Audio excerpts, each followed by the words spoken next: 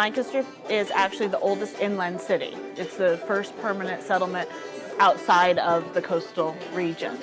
And we have a lot of history here. It was founded in the early 1700s. There are not a lot of buildings that have survived from that period.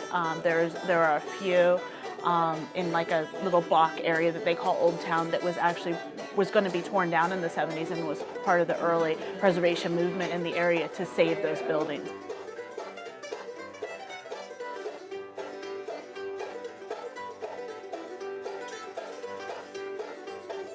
I find history to be absolutely fascinating. If you drive through Lancaster City and don't look, or don't see is probably a better word, the architecture around you, you're pretty blind. And so to be able to see that architecture and then gain an appreciation for it is a personal thing.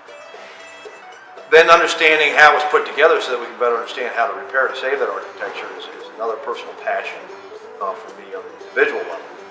I go back to what I was saying about the students in the current economic situation here in the state, to emphasize the need for that kind of skill set with these young guys in here. Is that it will then hopefully lead them to a point where they can gain a good employment in today's job market. If you look at Lancaster City, it's a brick city.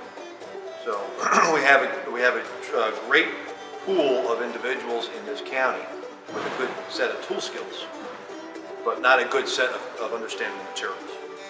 And so what we need to be doing in here is gearing our students to understand not just how to use the tools properly, but also understand the materials that they're working with to a level that they can effectively go out and repair the buildings in the cities like Lancaster appropriately.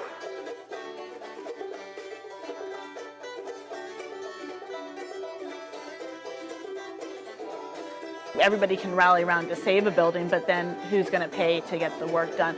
And not always. I've seen a couple instances in this area where people have decided they're going to use volunteer workers. Well, I don't think you always do the best for the building when you get people who are not qualified to do that work, to do it, because mistakes are made and you can permanently damage a building if you do the wrong thing.